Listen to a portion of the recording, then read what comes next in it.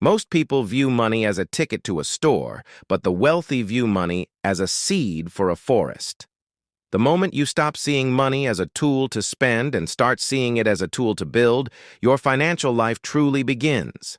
Think about that for a second. A ticket gets you access to something temporary. A seed, if planted correctly, can outlive you. One disappears the moment it's used. The other multiplies quietly over time. The difference isn't how much money you have. It's how you see it. Imagine two people with $1,000. Same city, same job, same paycheck. The first person sees a new iPhone, new shoes, maybe a weekend trip. They swipe the card, feel that rush, walk out with bags in their hands and excitement in their chest. For a few days, maybe a few weeks, life feels upgraded. But the moment they leave the store, that $1,000 begins losing value. The phone gets replaced next year. The shoes wear out. The trip becomes a memory. And financially, they're back to zero, waiting for the next paycheck to restart the cycle. Every extra dollar flows out as quickly as it flows in. They might look successful.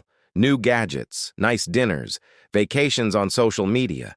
But under the surface, nothing compounds. No assets are growing. No systems are paying them back. Life depends entirely on their next paycheck. Now imagine the second person. They see $1,000 as $1,000 little soldiers. Each dollar has a job. Each dollar is assigned to work. Maybe $600 goes into a low-cost index fund. Maybe $200 goes into a skill course that increases their earning power. Maybe $200 buys equipment to start a small side hustle. That $1,000 doesn't disappear. It gets deployed. And while they sleep, those soldiers are out trying to bring reinforcements back. Fast forward 5 years. The second person's $1,000 didn't stay $1,000. Invested at an average 7% annual return, that money quietly grows.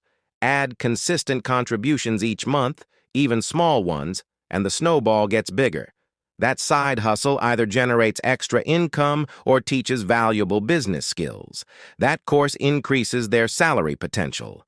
Instead of trading time directly for money forever, they start building structures that work independently of their hours. In the world-famous book Rich Dad, Poor Dad, Robert Kiyosaki explains a simple but powerful idea. The rich buy assets, the poor and middle class buy liabilities they think are assets. An asset puts money in your pocket. A liability takes money out.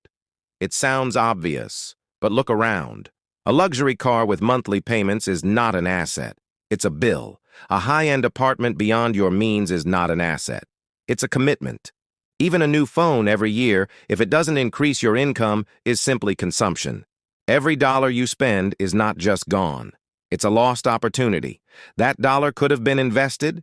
It could have earned returns. And those returns could have earned returns. That's the part people underestimate. Compounding. If you invest $1,000 at 7% for 30 years and never touch it, it doesn't stay $1,000. It becomes nearly $8,000. And that's without adding a single extra dollar. Add just $100 a month over those same 30 years, and you're looking at well over $100,000. Not because you were lucky, not because you won the lottery, but because you treated money like a seed instead of a ticket. Now here's where it gets psychological. Spending money feels good immediately. Your brain releases dopamine. You feel rewarded. Saving and investing? That feels like loss. It feels like restriction. There's a concept in behavioral economics called the pain of paying. When you spend, you feel it. When you delay gratification, it feels uncomfortable. That's why most people default to consumption. It's easier emotionally. But the wealthy train themselves to get satisfaction from growth, not purchases. They learn to enjoy watching their investments increase more than watching their shopping bags pile up. This is the shift from consumer to creator. Consumers use money to upgrade their lifestyle temporarily. Creators use money to upgrade their capacity permanently. The tools are the same. The difference is the craftsman. So what are these soldiers you can deploy? Let's make it practical. First, broad market index funds, or ETFs. These allow you to own a small piece of hundreds of companies at once. Historically, markets trend upward over long periods. Second, investing in yourself. Certifications, skills, communication training, coding, marketing, anything that increases your earning power is an asset. Third, income-producing tools, a camera for freelance work, software for design, equipment to start a small service business. Fourth, ownership. Even small ownership stakes in businesses, digital products, or dividend-paying stocks.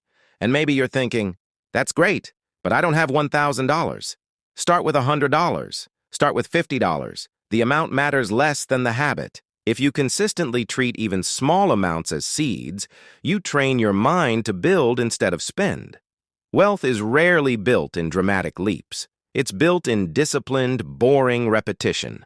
There will always be temptations, ads telling you that you deserve more, friends upgrading cars, social media showing highlight reels. But freedom doesn't come from looking rich.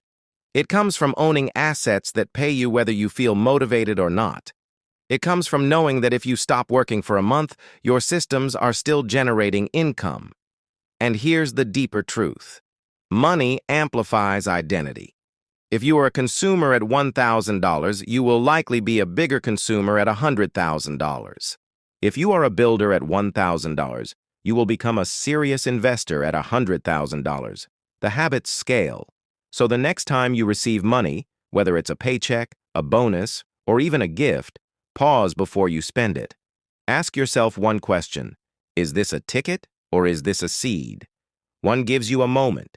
The other gives you momentum. Spending money gives you pleasure. Building with money gives you power.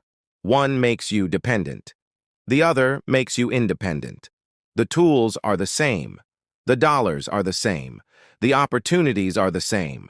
The only difference is the craftsman holding them. If you really learned something from me, do well to share this video with loved ones. Tell me in the comments what you really learned from this video, and if you enjoy lessons that help you build wealth, subscribe to Rich Mindset for more powerful lessons on creating financial freedom.